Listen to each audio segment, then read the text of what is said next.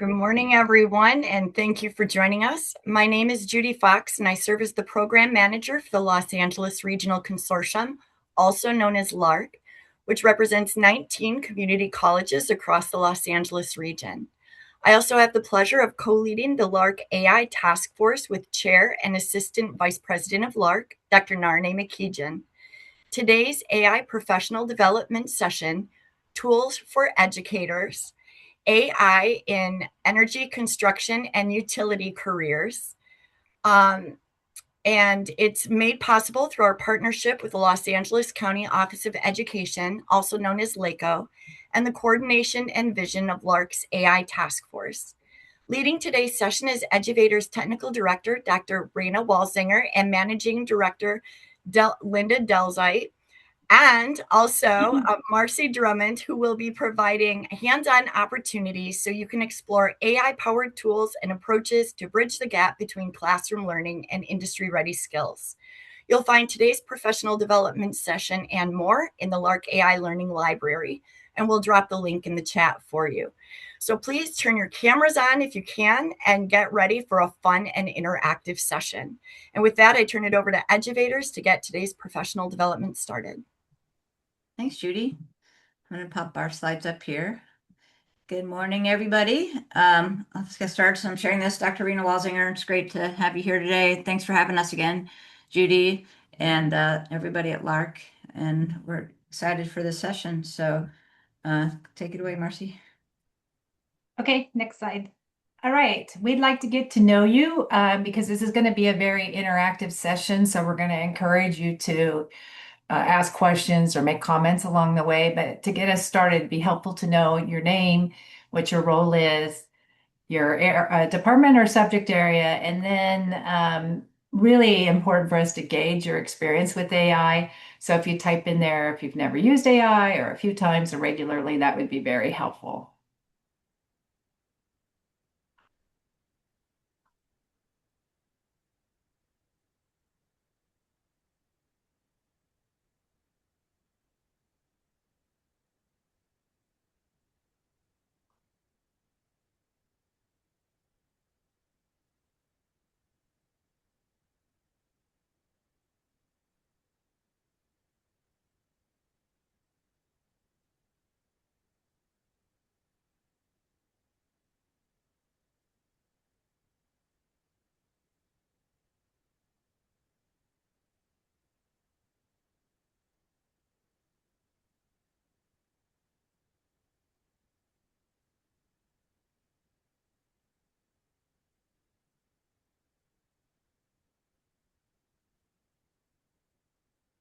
Okay, this is very, very helpful.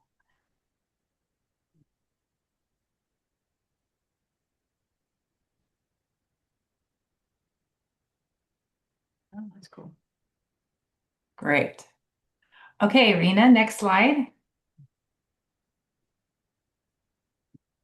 So I'm in the middle, so I guess I'll keep going. So I'm Marcy Drummond. I'm the Managing Director of Eduvators. My experience has been, I've actually worked in all three systems of education, K-12, four-year universities, as well as community colleges. In community colleges, I mostly served as an administrator, both VP of Instruction, as well as Workforce and Economic Development at LA Trade Tech College. And then I've also worked in education philanthropy, both at the Bill and Melinda Gates Foundation and at the ACT Foundation. And I'm Dr. Raina Walsinger. I spent a lot of my career doing engineering drawings, bioengineering, designing medical products. Also very handy as a woodworker. I've built a lot of stuff, including a really cool playhouse with roofing and everything. So I'm excited to be here, and I'm actually really interested to see your success or unsuccess with kind of drawings and layouts and things with these tools, and see where we're at versus what we've been using traditionally in industry. So great to be here. And I'm the third member of the team. I'm Linda Delzite McIntyre. I've been teaching almost 50 years, and I've worked with a lot of different teachers, training them in DE and AI and, AR, VR. And I do a lot of hands-on projects around the house. That's my expertise in this area. So we have four objectives here, and I'm going to put in the chat a link to the resource drive. So this PowerPoint deck, as well as our presentation today, is jam-packed with resources. So we put this in a G drive, and you have access to everything, and then including the PowerPoint deck. But there's four objectives. One is just to cover the AI skills that your students need today, just because of there's universal skills now that pretty much everybody needs, regardless of what job or industry sector they're going into. We dive into how faculty can use AI for teaching yourselves as a tool, and then from that way we segue into the industry specific, and in this case, electrical construction and utilities specific ways that you can integrate AI into your teaching and your programs to teach students industry ready skills for AI. And then we do a lot of hands-on demos. So AI is transforming every industry, including the skilled trades, which is the focus today, which a lot of the AI tools that are being integrated in your disciplines are AI assisted diagnostics, smart building systems, things to do more energy efficient. And then, AI is just helping people do sort of everyday tasks within their occupations. And we'll show some examples of that later in our workshop. The other thing, our AI skills are very much in demand. So when you look at more recent job postings, oftentimes I'll include something in there about having certain AI skills. And those jobs are paying higher wages and wage premiums. And by 2030, 86% of employers that were surveyed expect AI to transform their businesses. So more and more, they'll be looking for people with AI skills. I think the last point, number 5 on here, is really important. So employers still prize technical skills as well as some soft skills, and including problem solving, teamwork, and communication. So those are very still highly prized. However, there is an expectation that people will use AI to help them be more efficient at some of these soft skills as well as more effective. So why should an instructor use AI? And we're going to show you, hopefully after today, you'll see there's so many things you can do. It'll save you a lot of time, and it'll free you up to be, for me, it frees me up to be more creative because I'm naturally not a creative person. So I can do things that I could never do before with the assistance of AI, but also the things I could do before, it really helps me be more efficient and faster and actually deliver better results. Rena, or Linda, do you want to chime in on this one at all? Or are we good? It's good, but when I use AI to prepare materials that are accessible, it gives me more time to then do the things that I really want to do because it saves me on the back end. Yeah, my Canvas nightmare is over. I'm going to leave it at that. Okay, so we put together this 5-minute AI starter kit. It has free tools if you don't already have a tool, links to sign up for free AI tools, the free versions. And then it has a few little exercises and tips and tricks to get you started. And there's a link there in the PowerPoint deck when you download it to this faculty kit link. I'll do this one. So in this, we're doing an interactive thing today where you're going to choose your favorite AI or your favorites to use. This is just one example of the single sign-on that I use at one of the colleges I teach at, where every school is different. Other schools that I teach at don't have this. And this is a good example because for Google Workspace, we're all getting Gemini EDU for free from the Chancellor's Office. And eventually you should see somewhere where you can sign into that. And the way I'll show you some slides, what that looks like. And also Copilot. Some schools have Adobe and some other things, but most of us are going to have Google, Gemini, and Copilot. And so once you get to your single sign-on, you'll get to, for mine, I get to Google Drive. And then there's the 9 dots on the top right. And those, when you click that, you get all the different apps. Includes, if I scroll down, you'd see Google Notebook LM as well, but you get Gemini along with all the other stuff. And that Gemini is the EDU FERPA compliant version that we're going to be getting. And so I'll get this. This is my EDU account.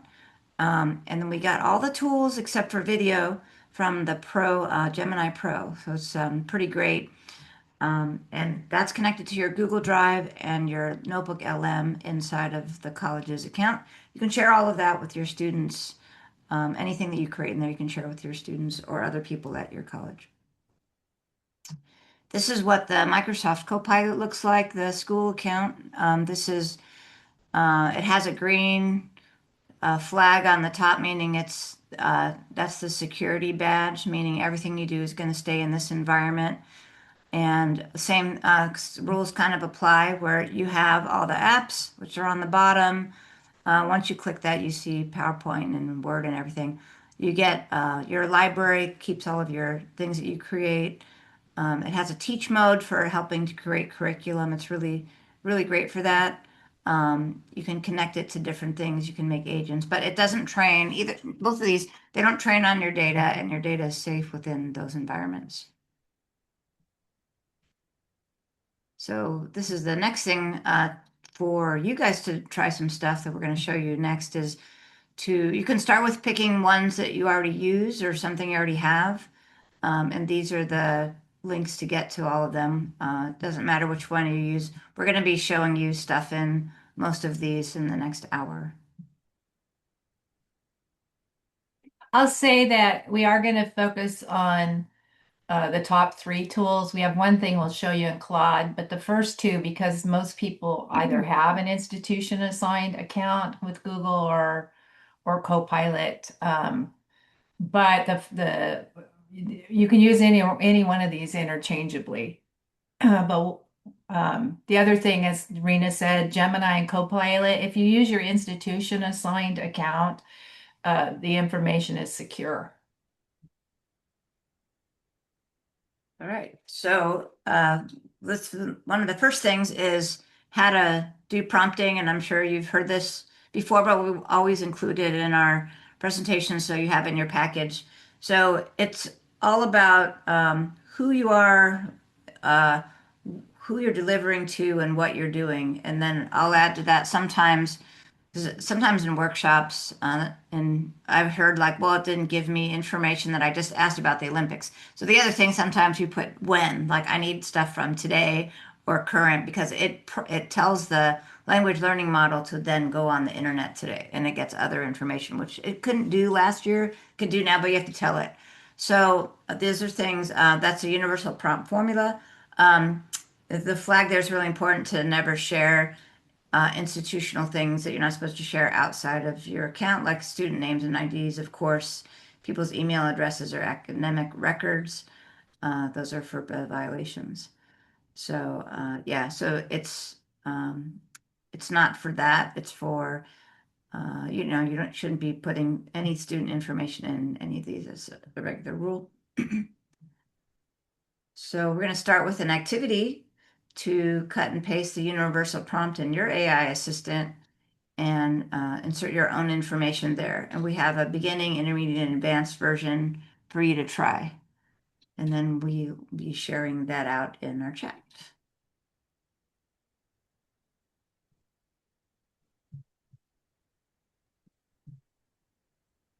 So you can type your own prompt. You can cut and paste this prompt. I'm putting some examples. If you just want to cut and paste the examples, there's a beginner example and intermediate.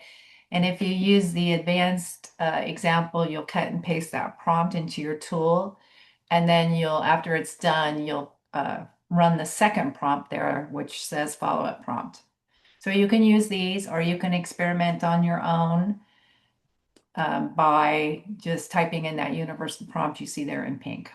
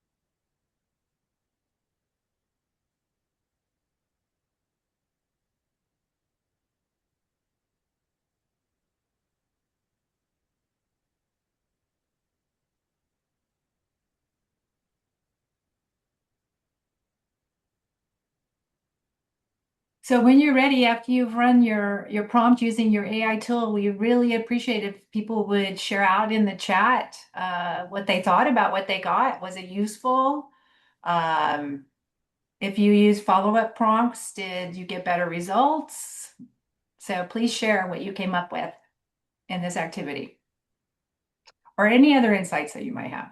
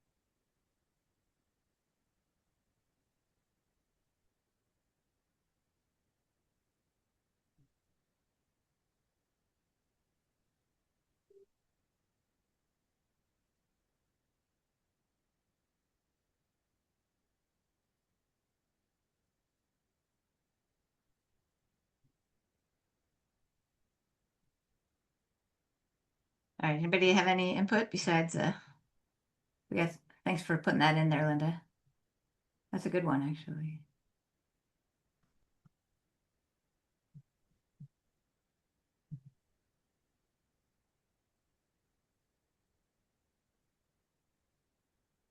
Okay, so we'll run one live.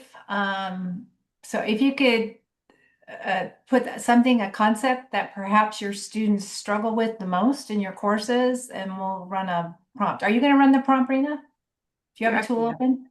Okay. Sure, yeah.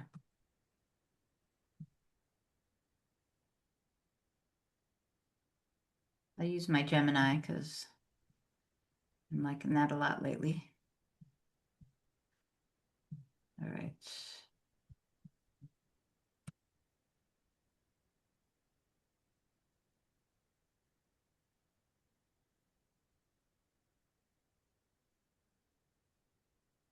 You want me to do the first one about stuff like for my course? Yeah. Sure. Okay.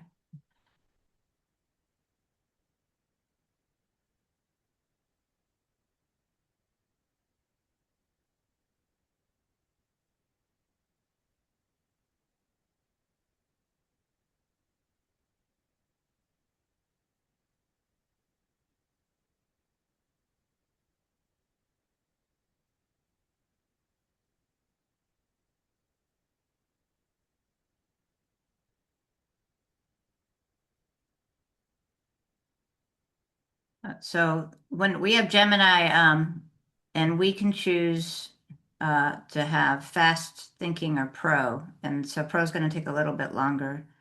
Usually I have it on thinking, but I forgot to I think I have it somehow defaulting to pro, but it'll think a little bit longer and give me a little bit longer answer. Yeah, and you're also using thinking mode. Yeah, it was on pro when I hit that. Got to Oh, change it back. Oh, that's great, Linda.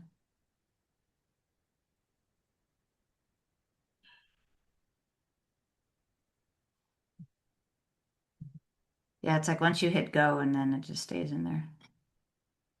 Or I could do it again. Do a faster one. Why not?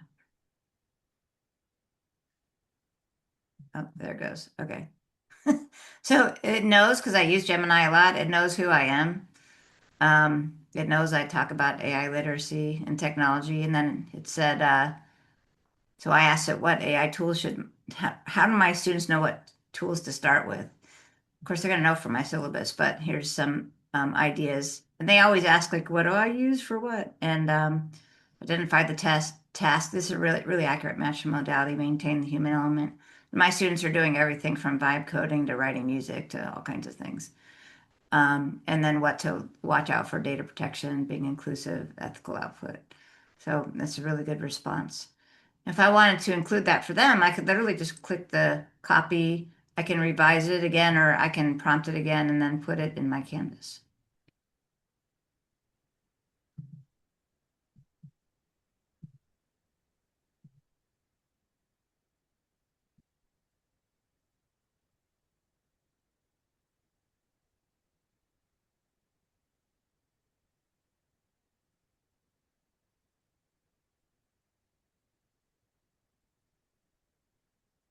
Okay. That's great. Okay, awesome. So should I go on to the next one? Yes, please. All right, so AI in action.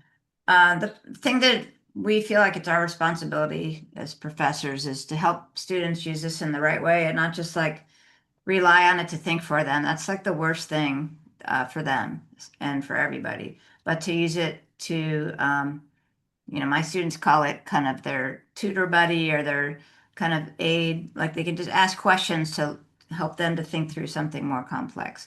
So this is a prompt to help students. I'm teaching whatever subject to give me college students struggling with, let's say in my case, some technology, explain how to approach this and what diagnostic analytical steps students should take. So just help students think through stuff. Um, so our question is, what concepts do your students struggle with the most? And I definitely have some that I'm going to type in here and share. Uh, and how, so we'd love to hear from you guys too. What concepts do your students struggle with the most?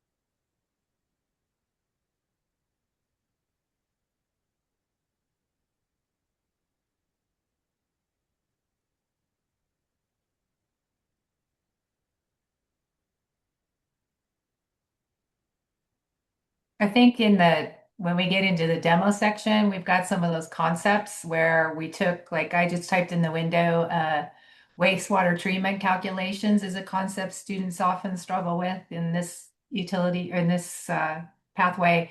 And we have an example of how you can use AI besides this universal prompt that you can use, but to create some interactive activities.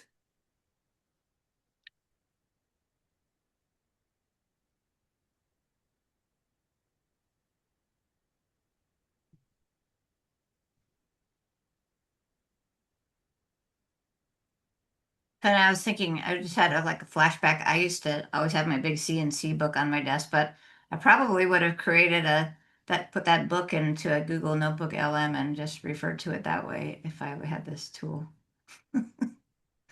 So I was looking up densities and properties and chemistry for whatever I was extruding or making.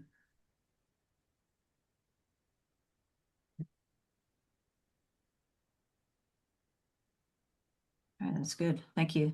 Thanks, Tommy. Would have been great. All right, so this is coming in. So we have a lot of resources throughout this presentation, but there's I'll put the links, more resources specifically for your field. We have a quick start guide and it includes all the disciplines that you're teaching, instructional AI uses for your disciplines, and a prompter's playbook. So you can get all of those. So we're going to post them here, but also they're, I think Judy's posting them in the library that's online for Lark. All right, our favorite stuff. Yes. So in that, can you go to the previous slide? Sure. In that AI power moves for any class, I think there's 6 power moves in that guide that have you using tools to do 6 sort of more common tasks or things that can really help faculty leverage AI for teaching. And now you can go to the next one. Notebook LM is an amazing tool if you haven't already used it. I'm going to share my screen and show you 2 of my favorite, really sort of quick things to do in Notebook LM. Um, the first thing I like to do is this is what Notebook LM looks like. You basically upload course materials or things over here, and it automatically examines whatever files you have over here, and it starts to build a notebook for you. And it starts to learn what is the purpose of this notebook, what's the topic, what are you trying to do? And so I uploaded a fictitious syllabus for manufacturing technology 110 class.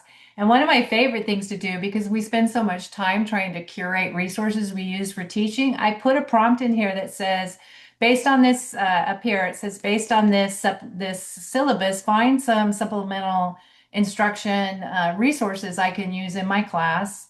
And and I asked for open educational resource sources or things that have a Creative Commons license so that I can feel free to use these in my courses without worrying about copyright and licensing. And this is what it found. So it found all kinds of because this is a Google tool, it has full access to YouTube. So it finds videos, it finds interactive activities. Here's the simulator. And then I can start to build a class using these resources and pull them into my notebook. So that's my first sort of trick around Notebook LM. The other thing I like to use Notebook LM for is to start to build. This is an example where, again, I uploaded the syllabus and I decided I wanted to create a bunch of resources I can use at the beginning of the class to give students a great head start into the class and orient them. So I uploaded the syllabus. It learned again what my class was about. And then over here in this studio, you basically have all these tools over here. You can create an audio file, a video file, a slide deck, reports. Reports, I wish they'd label it documents because it's much more than just reports. Flashcards, quizzes, infographics, and data tables. Since this was an orientation, I asked it to do a infographic for me that's based on the syllabus to help students get off to a good start. Some of you were sharing infographics in the window, and they're pretty. The infographic technology has gotten pretty amazing. I asked it to keep it really simple. So this is an example of a pretty simple one. I asked it for a PowerPoint deck that I could use to start to do like the first day of class to give students an intro to the class, and this is what it created. The amazing thing here is since it knows this is about manufacturing, it automatically chose elements in a design using some manufacturing related, uh, visual look to it, which is just amazing. I didn't have to tell it to do that; it just automatically did it. Um, and we put a link in the PowerPoint deck to other notebooks, so you can go in and see a fully designed notebook. But these, you just click on these. You see the little arrow here. Let me go to the prompt here for a second. You'll be able to see my prompt. So this is what I asked it for. I said, use the syllabus, create a infographic, and you can put the instructions in there. So where you put the instructions is where the pencil is. You choose the design you want, how long or short you want it, and then you type instructions into how you want it to create, in this case, a PowerPoint. But all of them that have pencils give you these options to choose the style you want, the length you want, and then to put in custom instructions. So Notebook LM is an amazing tool, especially if you're creating a lot of instructional resources. And then with the new policies around having OER uh, uh, information available for students on day one, this is a great tool to really quickly develop some resources that you can get in students' hand right at the beginning of the class that are open resources that you've created. There's only one caveat about Notebook LM. What you create is not accessible, so it doesn't have, like the video doesn't have captionings in it. Images don't have alt tags. So we've put together a guide on how to use Gemini is great for this. So just download whatever file you create, put it up in Gemini and ask it to help you create an accessible version or an accessible document file to go along with the video and or SRT file or anything you need to make it accessible. And Gemini can do that really fast and easily, and it does an excellent job. It just doesn't do it here within Notebook itself. There's an extra step you'll have to take. Okay, next slide.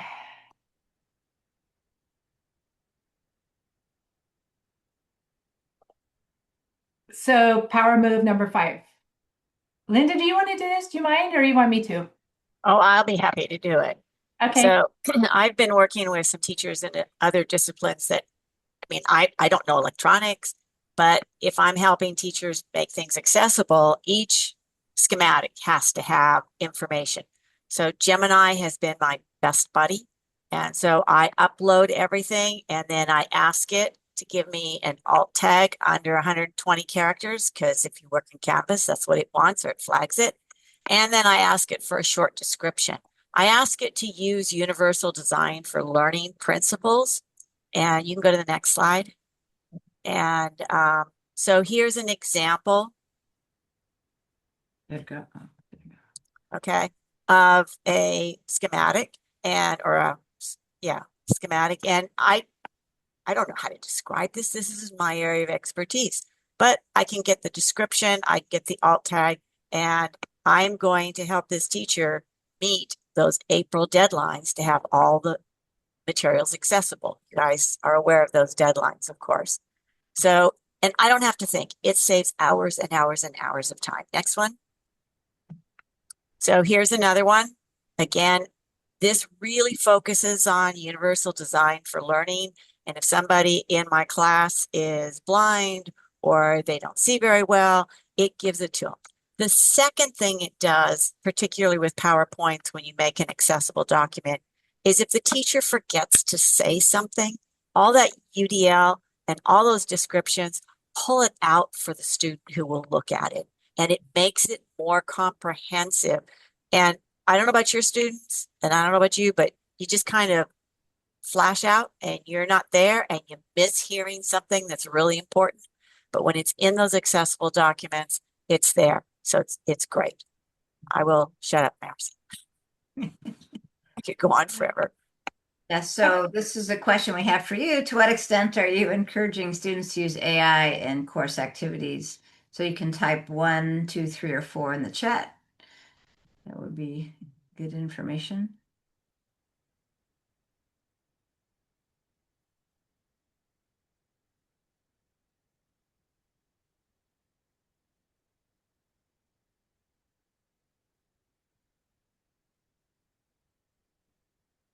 Awesome. All right.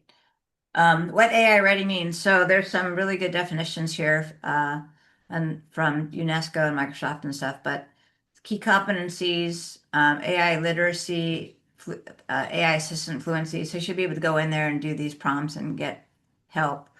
Data basics, and I'd put security under that, and verification and governance. So that's the competencies that you would expect from like new employees in the field for almost any job. AI skills, there are definitions there. We've gone over prompt crafting, but these are all really important skills now to bring with you. So there's been like a lot of debate in college world, like what are we responsible for helping with? But we should understand all of these things and help our students understand so that they use AI in the correct and safe way as in the right way instead of thinking for them. And that we don't want them to do that. Otherwise, that's how they fail at AI, basically. They need to use it in the right way. So here's a good formula for student learning. And there's a prompt there that includes all the things on the top, but I'm working on a problem. I need to do a certain task. I tried doing it, whatever the approach is, and I got this result. And then I think the issue might be whatever the problem is, but I'm not sure. Can you help me understand? My students use this all the time, especially my older students when they're trying to do something or understand something and learn something. And the funny part now is in class, like other students are like, well, why don't you just ask Gemini? And they literally like say this kind of thing back to them. So it gets to be a habit when you get stuck. And it's really, that's one, it's kind of like a little brainstorming partner for that. So we have another activity to put yourself in your student's shoes and use the student prompt formula here to ask AI to help on a concept and see how it responds for you and then kind of see. And it reminds me of when I always put my Canvas in student mode to see like what they're experiencing. So this is kind of like that. So if you can try that and see what you get and share in the chat, that'd be great. So I just put the instructions in the chat so you can cut and paste that prompt in the middle and run it yourselves.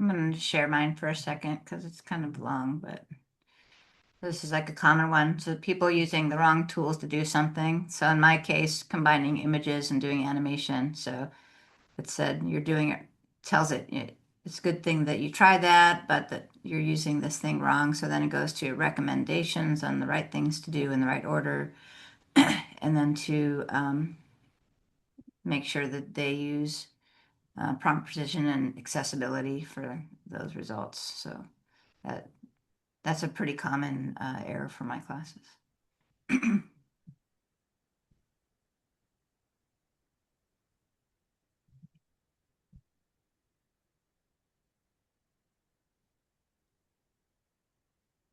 Is it better to be in a different mode from the student's perspective when they're prompting this question? You From mean the mode that you're your, using, like, choosing when you're using an AI tool? I mean, like I just revised the prompt to sort of fit one of my situations, and then I noticed I was in thinking mode, and I didn't know if I should be in a different mode. Yeah, if you have time and you haven't used up your what's called tokens, which Gemini, I don't never ran out of them. Um, if you want a longer answer, then you can use Pro. It'll take like a couple minutes to kind of it thinks it out more. So it just depends on the type of answer you're looking for. In this case, you were putting yourself in your student's shoes, so chances are they'd be using a free tool and not thinking mode. They'd be using a fast mode or the standard mode that opens up when you open the tool. Okay, thank you.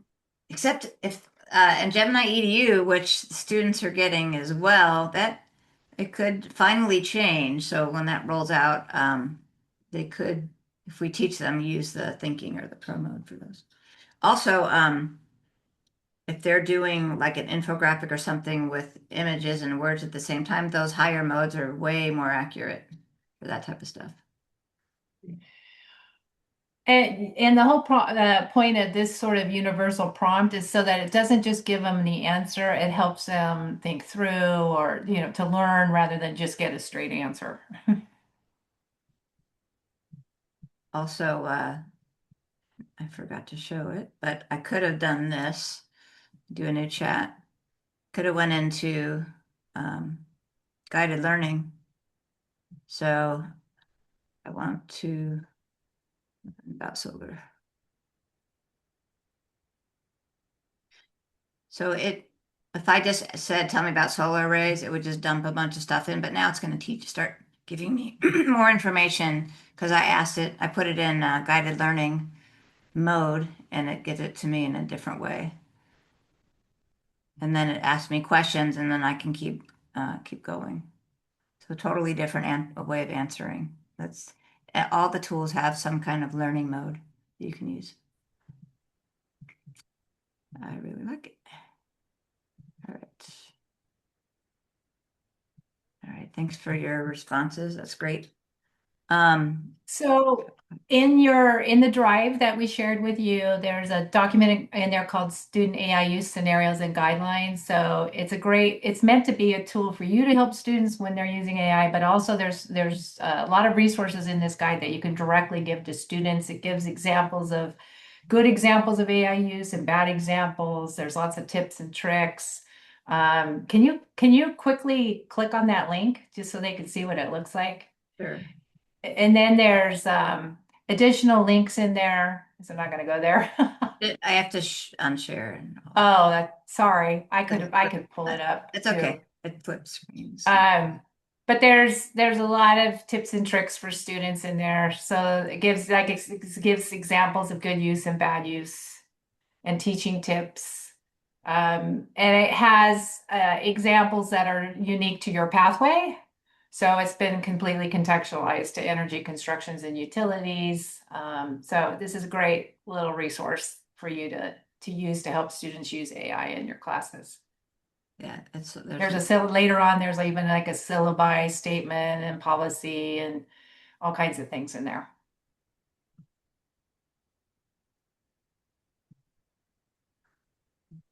And that's super useful. All right.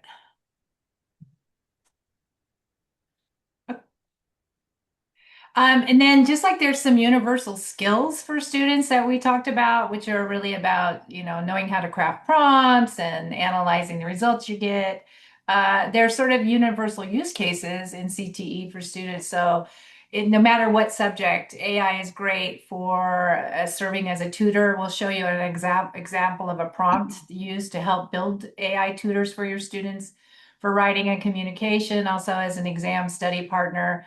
And then problem solving and analysis. So if they use that universal tool and they say, I'm having a hard time with this calculation, that prompt we just shared, it'll start to walk them through step by step how to do the calculations. And then there's two more tools down there. There's this subject specific AI application. So it gives examples for every subject in your pathway and examples of assignments that you can use to teach students AI skills. So two more resources that are in your drive. Additionally, we have these guides for students. So on how to write AI prompts, there's what's the word I'm looking for? The red light, green light tells them when it's generally appropriate to use AI all the way to when it's not. There's a flowchart decision tool to help students answer the question, should I use AI for this or not? And then we have two free courses for students. We have something called Getting Started with AI for Students that teaches them some of those basic AI skills with prompting, how to choose a tool. And then we have one specifically on AI information literacy that walks them through on how to analyze the results they get from an AI tool. And those are free as well. So Edgar, I'm going to put the chat back in the drive.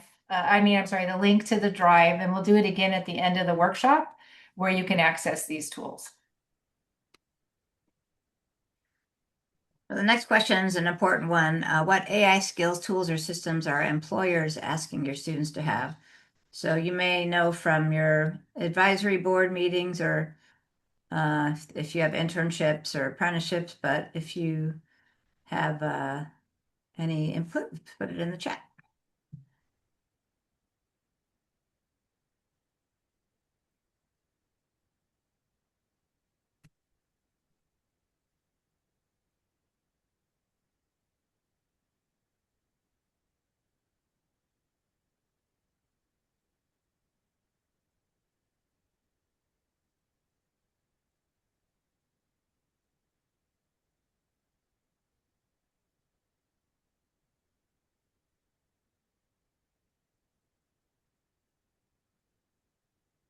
So we put together two more guides that are in that drive, that link I just shared. The first one's called a skills matrix. It's an Excel document, and when you open it, it has for every discipline in the ECU pathway, we have the top 10 skills that are currently being asked in job posting. And so they're organized by discipline, then skill category. There's a simple description of the skill. That's the AI related skill. There's a work related example. It gives you priority levels in terms of how important is it to integrate that in your program right now and for students to have that skill. And so if you if you really wanted to start to focus on what's most important, the priority level that is high is where you can begin. Then it gives you an example prompt. And it tells you over in the other columns, it tells you what AI tool they can use with that prompt for learning. So that prompt would work well in ChatGPT, Copilot, or Gemini. But when they get out into the work and in industry, that's the related AI tool specific to the industry that would likely be used for that skill.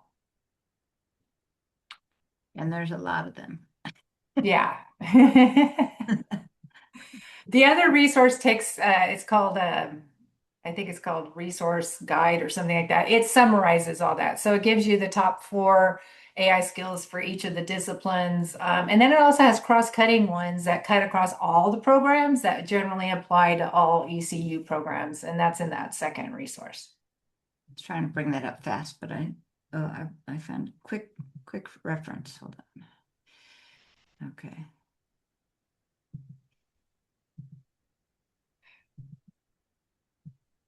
This one.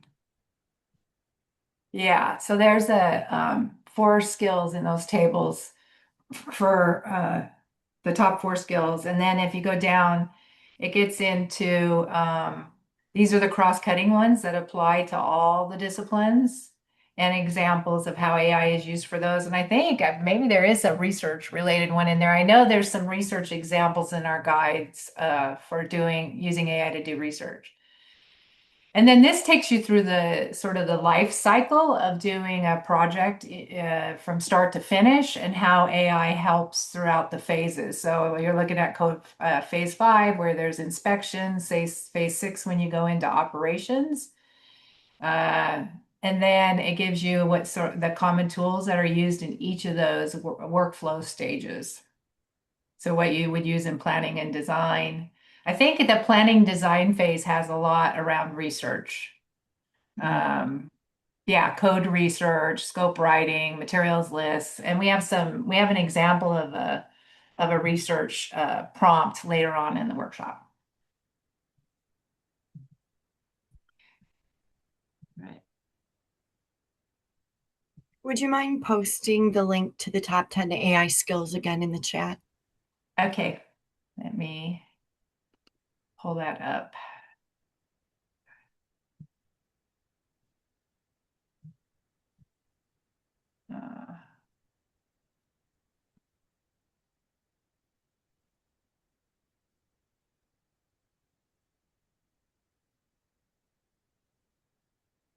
All right, so well, Marcy's doing that. I actually just have a screenshot of that. So cross-cutting skills, which is in that packet that you have, the quick reference I just showed. So that's just the same thing. So you can look up areas that are pertinent to what you're teaching and use those. And now we have another activity for skills building for AI. Find your discipline in the ready to use prompt handout and copy the prompt and run it in your AI tool. And for intermediate, to iterate on that and then ask it to perhaps put out a different format or simplify it for students. I usually ask it to explain for my students, and I give the age group and what they're learning and if they're in beginning, intermediate, advanced, or whatever course they're in. The advanced would be to run that and then iterate twice and go deeper. So you have to pull out your ready to use prompt handout and put the link in the chat so you can try this. Yeah, I just did. And while you guys are working on this activity, I'll get the link to the the skills matrix. So there's a link. You're going to open that document and you're going to find a discipline, and you're going to copy and paste either a beginner, an intermediate, or an advanced prompt into your tool. If you choose intermediate or advanced, it gives you follow-up prompts. So you'll be using multiple prompts in the exercise. And let us know if you have any issue opening up that prompts document. So, did you want the whole, the big skills matrix, Judy? Is that the one? Yeah. Anna had requested it in the chat. Yeah. Okay. Yeah, Okay. I'm copying it right now. I won't stop doing my copy.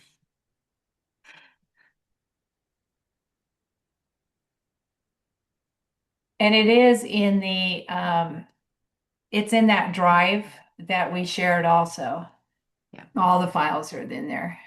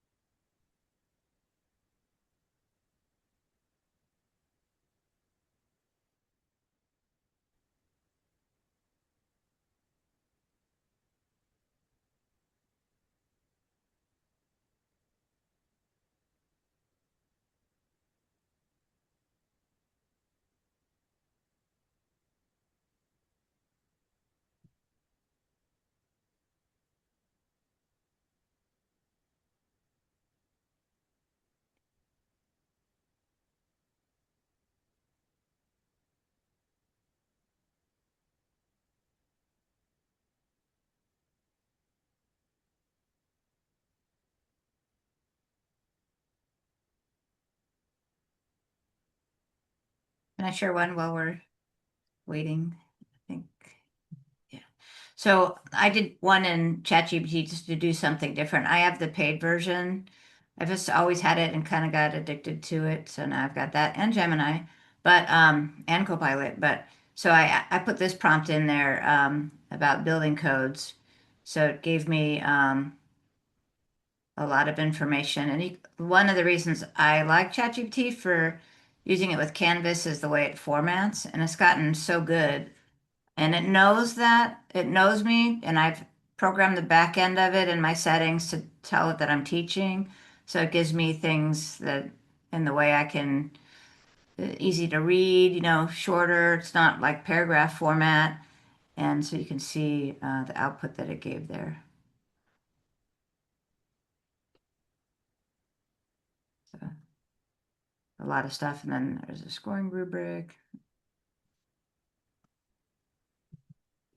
And each of them, you get used to whatever you like. You might like uh, different ones for different purposes, or you might really like one language learning model that you stick with.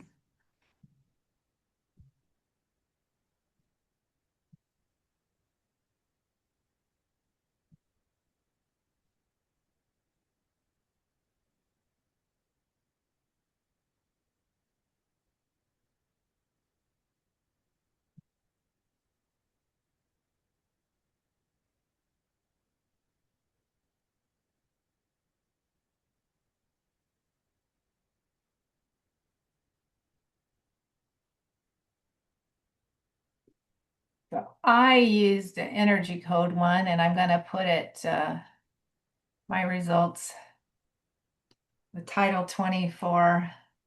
This is what I got. I chose the intermediate prompt example for carpentry.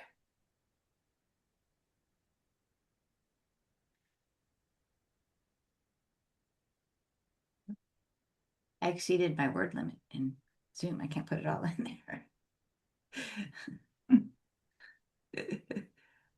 Awesome.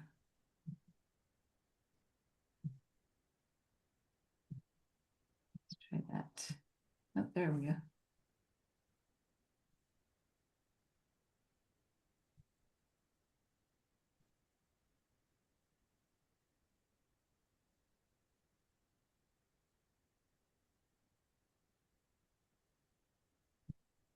You can go to the next slide, Arena. I think that's the one where we ask people to share out. Oh, okay. Yeah. I think one thing you'll notice is you can add refinement prompts to it, but sometimes the AI tool that you're using, they all automatically start to ask follow-up questions about what they make assumptions about what you might want to do next or what more information you might want. So sometimes you don't even have to come up with a follow-on prompt. You can just choose the one that they give you and go from there.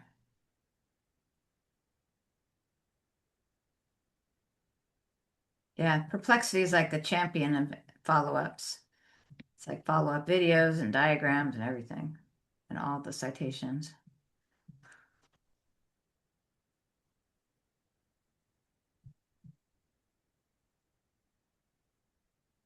Okay, we'll go on. We'll move on to the next one.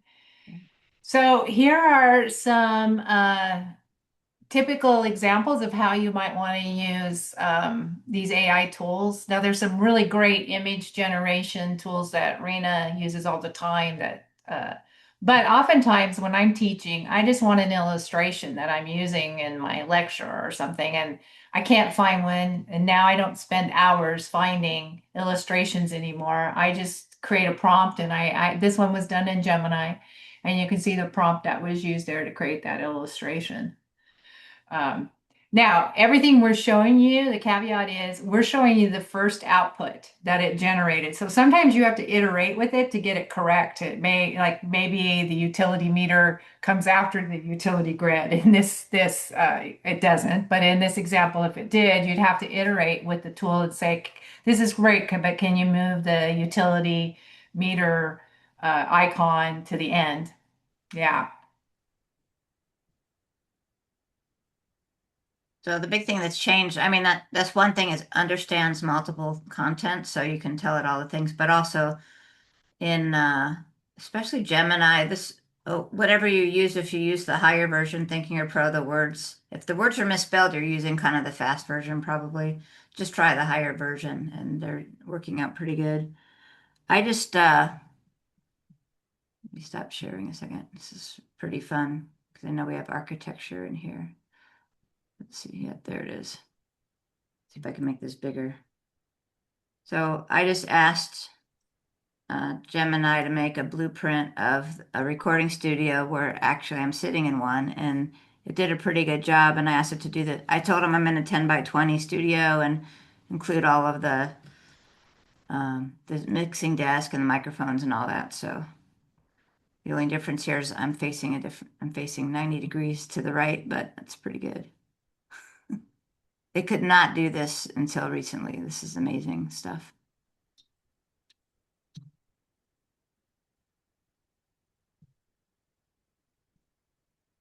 And then the follow up on that, on this creating a image, then I would use the accessibility, create an alt tag and a description in less than 120 words or characters, and it would automatically create the alt tag description I would use for this that we showed you earlier in the workshop. Okay, the next example is using AI to tutor your students. So in this case, I asked AI if it could act as a welding safety coach and to start to tutor students on trying to do their first weld. So I typed in that prompt and then it created a little tutor, and it starts by asking them questions, and then it gives them a response as to what they may have missed and some tips for what to think through to help them learn better. So I can share. I think I have that one already open so you can see what it looks like. What it created. Let me go here. So this is what the AI tutor looks like. So I don't know welding, but even before what specific items, I'm going to say gloves because this is asking about PPE. And I typed that in. Gloves are a great start, but now you need to, and it's just going to keep going as you should think about boots. Now that you're suited up, what's the most thing to check for on the floor? I'm going to say no gas. Since there's sparks. And now it's going to keep tutoring me. Flammable materials, that's right. No flammable in it. So this is a great little use case for using AIs to create these tutors for your students. Okay, next use case, I think we'll go back to the deck. I'll stop sharing. Okay.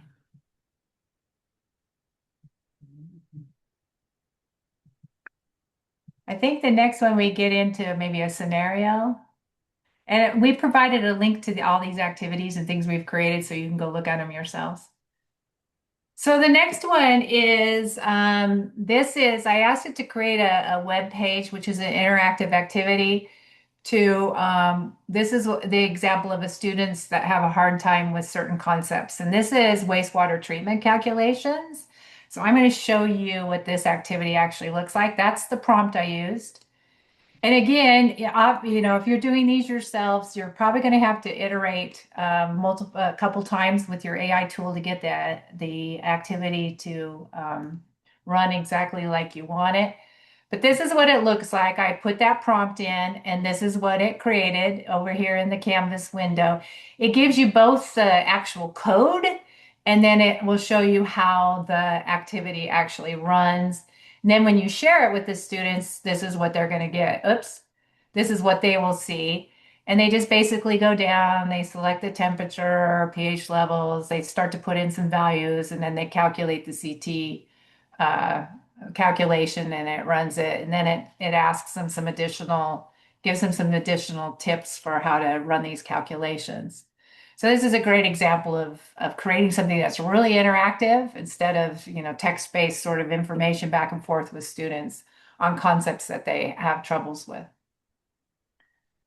Okay, I'll stop sharing. I think I'll just go to the next example. The next example, similar, here's another interactivity, but this one is a scenario type one. So this is where I created a simulation to diagnose what's going on in a HVAC system. So it gives them they get to a site, there's some readings. It gives them examples of what's in the readings and what's going on. The indoor blower is running, that's the equipment status. And then it says, what should you do first? So I'm going to say, check section pressure. And actually, let me run it out here. This is what the student sees. I'm going to say check section pressure. And then it starts to run through the scenario with them. And it's a simulation that they might have actually out on a job site, that it's really easy to use AI to create it. And this was the prompt that I used over here. So it's not an extensively detailed prompt. It's pretty simple, but it just takes it from there and it starts to build it. Okay, back to the deck. Okay. Can't remember what we have after that one. There's that one. Oh yeah, and then the last one is a real world industry, so they can simulate what happens out there. And in this case, a plumbing contractor gets on a job site and finds that the plans don't meet what's actually happening on the job site. The drawings don't match the field conditions. So I just asked I need to put in a change order. So I asked AI to generate that change order. And I'll share what it came up with in a matter of seconds. It came up with this change order. It's pretty phenomenal. So it has it formats it as if it's a change order request. Oh, there it is. And it goes down and it talks about how the scope's changing. It actually looked up, because I said it was in LA, it looked up prices that are probably useful in LA, and it started calculating how much time. I didn't have to tell it to do that. It just automatically, the AI tool, I used Claude for this one, by the way. And so it's ready to go. I'd look at it, I'd confirm these prices if I was to use this, and I'd be able to send it right away to the client or customer. So that's a great way of showing students, hey, This is how it's used on the job sites or in real industry. So let's build one of those interactive activities together so we can show you how it does it. I'm going to put this prompt. If you could in the chat give us a discipline you'd like us to build this activity for. What's a concept you really want students to learn through this activity? And then what should they do? Are they calculating something, diagnosing something, prioritizing something, or learning something? If you could type that in the chat, we'll build one of these HTML things on the fly for you. Or even what tool to use. We could do, I guess, Gemini or Claude or whatever.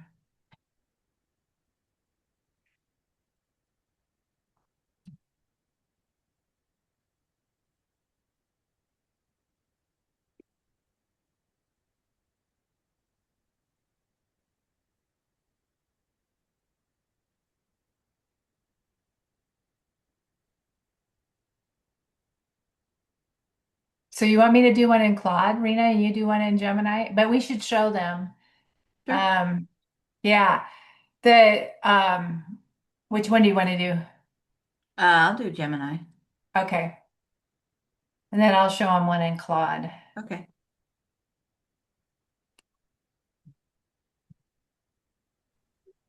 Oh, there we go. It'd be interesting to do the same one in both. Oh yeah. See what we get. Yeah, type what you use in Claude. Go with Claude first. And then I'll run the same one in Gemini, and I'll run the same one in Claude, and we'll Okay. compare. Okay. So we have somebody who says they want to learn about bending procedures and calculating setbacks and bend allowances do you see that in the chat, Rena? Yep. Yeah, I'm Okay. already on it. I've been told to make an interactive lesson for this.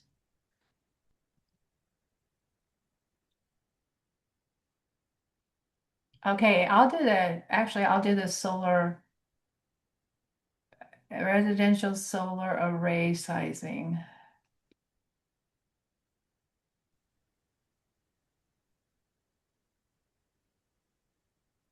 Would one of you be able to share your screen so that we can? Yeah. Want me to do it? Oh, mine's working.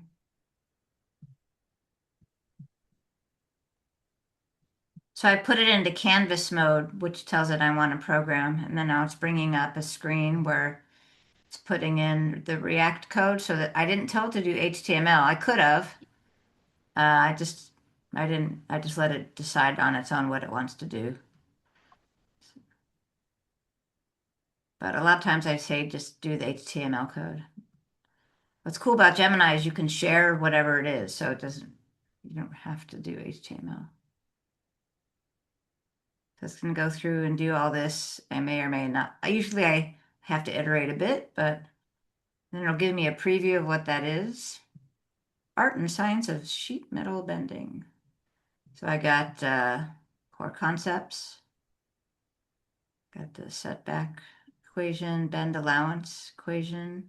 And I've got an interactive lab where I can change the material thickness, the bend radius. So let's make it kind of thick, and bend radius, bend angle, and then the calculated results. So as I change the angle, you see that that's adjusting. Knowledge check. Then I can pick whatever answer correct. So, and I can go, okay, that's one. Like, let's do these other examples and add them into here and put them in my school colors and put my name, Professor Waldinger, on the top and whatever I want to add to it. So you saw how fast that happened, though. But what's great about Gemini is to share. When you get your EDU, your Gemini EDU, you'll be able to just share, and you'll get a link, and you can just put that into Canvas and share with students, add to your materials. And you don't have to download it or anything. You just share it from there, and it saves it on the left side. You can rename it if that's helpful, but it'll save it in your cloud right there. So I'll do the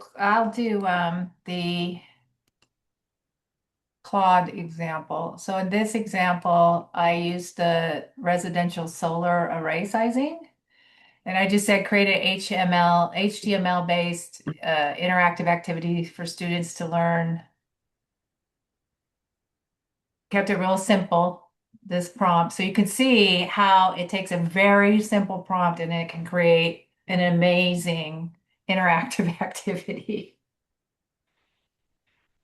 So the two tools to use for this right now are either Claude or Gemini. And if you use Gemini, as Rena showed, you have to select the Canvas tool. In Claude, it's going to automatically open the canvas. I don't have to choose it. It just knows because of what I asked it to do. It should. It might make a liar out of me. These tools change every day. Both tools give you the code, this code that you see on the screen, so you can cut and paste this code somewhere else if you know how to deal with HTML code and create things in another source, or like Rena showed you, it'll run it and you can share the running of that code, and you don't have to go to any external source.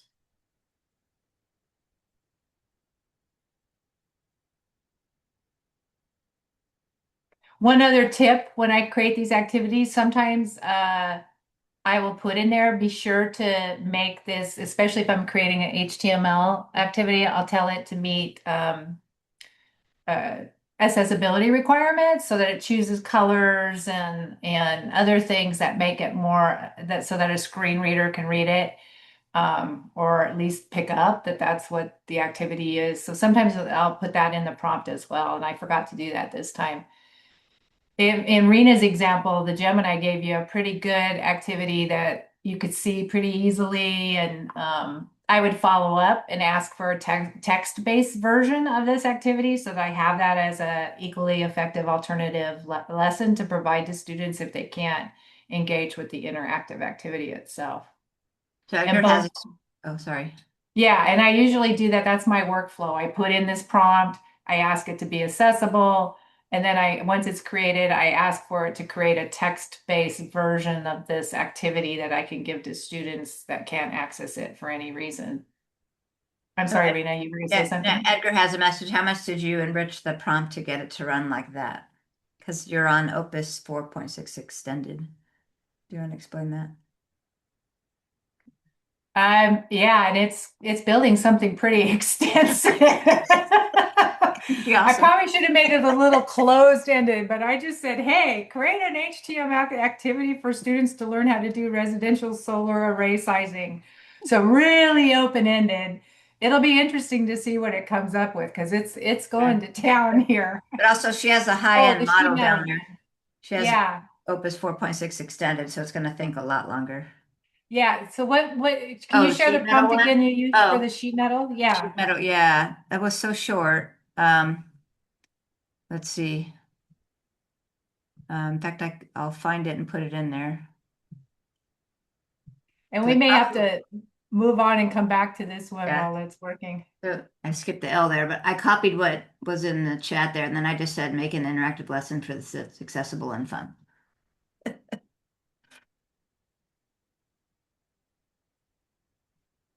So I didn't really tell it much, just what you guys put in the chat. Yeah, another one of my favorite tricks, technically they call it meta prompting. So sometimes I will ask, which I probably should have done.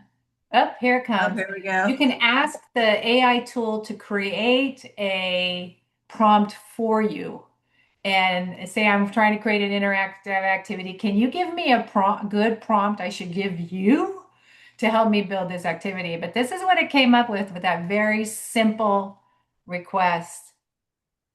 You know, It's got 6 um, pages. yeah, I'm gonna go 1200. Correct. Oh, yay! I knew more about this. Continue. So I love the colors. I like the Yeah. font. And it tells you step 2 6. Rena and I have been creating these activities for quite some time now. I think we started quite about a year ago, and just what these tools can come up with now is mind-boggling.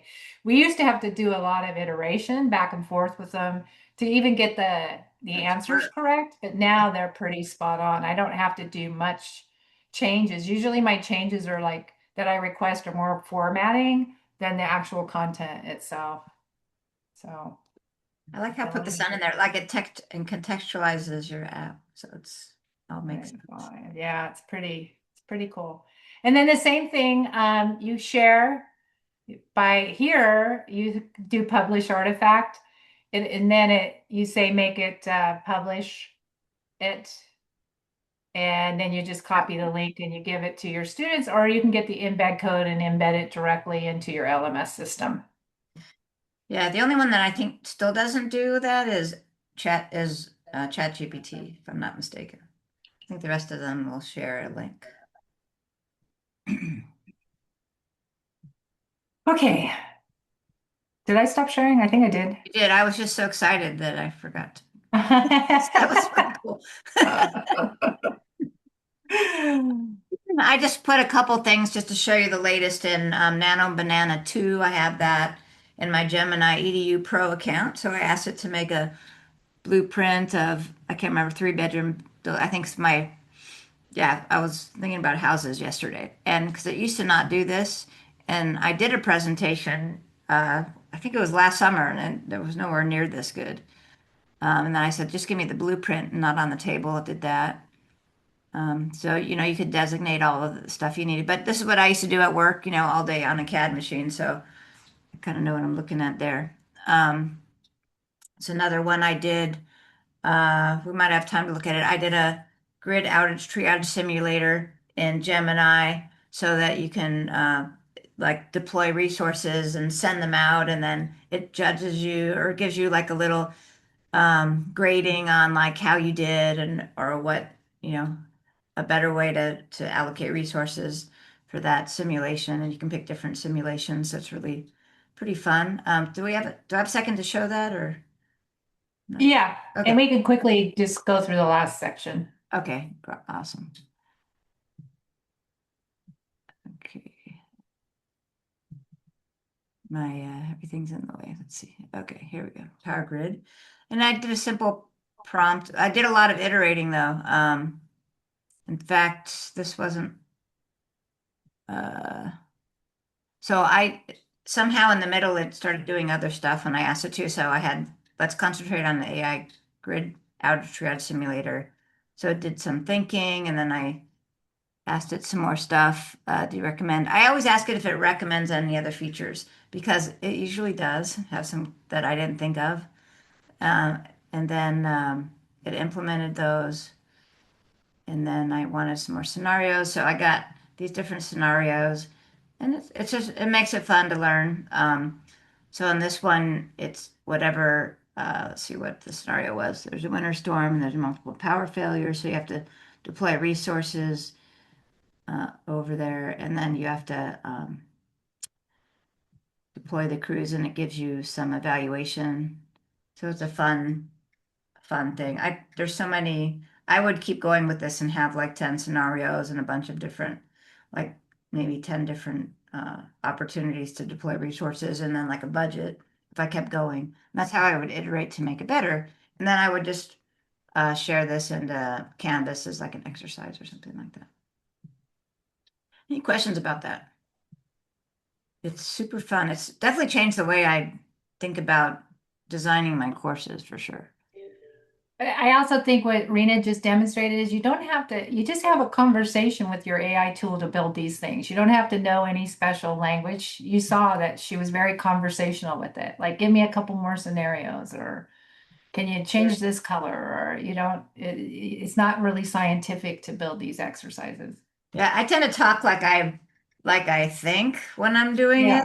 I don't like type out that I'm like, okay, cool, like that was fun, like, or that was not fun, or that's how I think. I guess so. In essence, students now need to be more comfortable working with AI. We've given you lots of examples of activities you can do with students to get them working with AI. And we talked about employer expectations and how it's growing, that they know how to use AI. And these skills are rapidly evolving. Yeah, matter of fact, when we do these workshops, we did some prep in the fall and it's completely changed what the expectations. So we run this information like very frequently because it's changing so quickly. Next slide, please. Change this week. Um, we'll skip over this. We've given Okay. you some tools in here to actually do the boring part of all this, which is curriculum development. So it's starting to, if you could go to the next slide, and then so we've given you we are strong advocates that now institutions should have institution level learning outcomes around AI. Definitely need them at the program level and at the course level. We've given you some competency examples. We have an entire learning outcomes library that is in that drive that we provided a link for to, and I'll do it so again here at the end. So there's a huge learning outcomes library that you can use to find some example program outcomes as well as course level out student learning outcomes for the use of AI.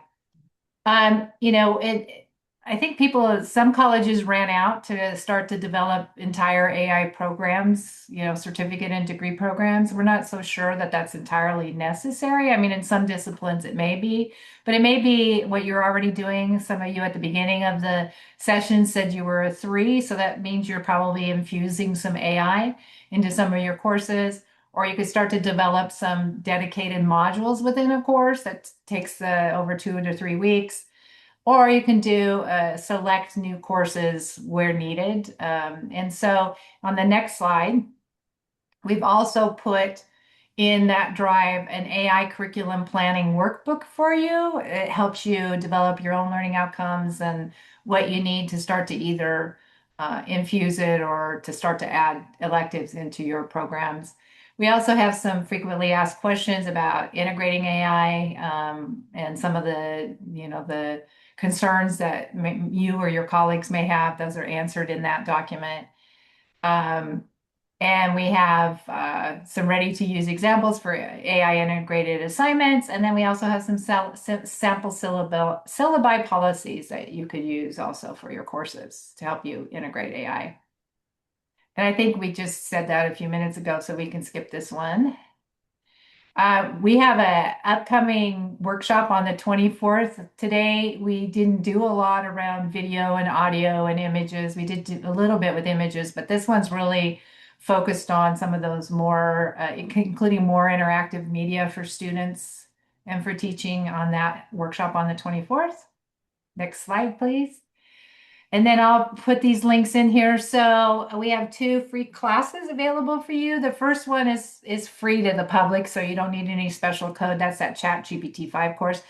The Google Gemini course isn't free, but we're giving you, if you use that LARC1 coupon code when you check out, it will give you access to that course for free. And I'll grab those links for you for these free courses. And that's our emails and hope you stay connected with us. Any questions? Yes. Is there anything we didn't cover or show that you'd like to see or have questions about or anything else? We have just a few minutes left. We can quickly do some more things. Yeah, I think another one we have coming up is agents sometime. I think that's also April or May. Yes, we do have, I think it's May 1st. We go into how to create agents and automated sort of assistants that help your students or whatever, anything else you'd like to create with an agent. We'll walk through how to do that. That's When good. would it be smart to get pro versions? That's a really good question. You want to start, Rena? Yeah, I do. So we're getting the Gemini Pro, which is EDU free from the Chancellor's Office. It's not free to the Chancellor's Office, but to us instructors and your students. So some schools already rolled it out. So you might ask your IT if you're interested. So I would start with that, honestly. If you need another pro version, that's completely up to you. In fact, Marcy and I and Linda all pick different ones. It depends what you're doing, what your output needs to look like. So We all already have Microsoft 365, so that's 2 pro versions we already have. And then I have ChatGPT, Marcy uses Claude. You may only need those 2 that we're already getting. With my students, because I'm not trying to encourage them to spend more money, I have them all using Gemini and Microsoft because they get that free from the college. And also, Yeah, you get pretty good results on the free versions, and like Linda said, thanks to the chancellor's office, everybody in the system is going to get pro versions. But I use Claude Pro, and my strategy is I usually use the free version, but if I'm working on something very, very special that requires a higher level computing or better output, I'll upgrade to Pro for like a month and work on that project, and then I'll downgrade. That's the nice thing about these. You can upgrade and downgrade at any time. As long as you don't buy the yearly subscription and then go with the monthly, you can upgrade and downgrade at any time. yeah. Usually with the pro versions, you get a little more computing time. I think the image quality is a little better with the pro versions than the free versions. But even the HTML interactive thing I demoed with Claude, the free version will create those HTML activities. So you can get pretty far with the free versions. That's a good question. Thanks, Judy. All right. Well, this was great dialogue, great questions. Thank you so much, Eduvators team, for sharing your expertise and all of these wonderful, wonderful resources. Again, this will be posted next week in the Lark AI Learning Library that has been shared in the chat. The links that were shared today will be found in the description of that professional development video. And if you learned something today, please type yes in the chat. We'd like for you to also complete the feedback form. If it's really short, if you can just spend a minute to do that for us, we'd really appreciate it. And our next AI training is on March 6th for advanced manufacturing careers. So please share that with your colleagues as well. And with that, we thank you for joining us today, for your time, and for exploring all these resources with us. We wish you a wonderful weekend, and we look forward to seeing you in future Lark AI professional development sessions. Thank you so much. Thanks, Thank you, Judy. Judy. Thanks, Kevin.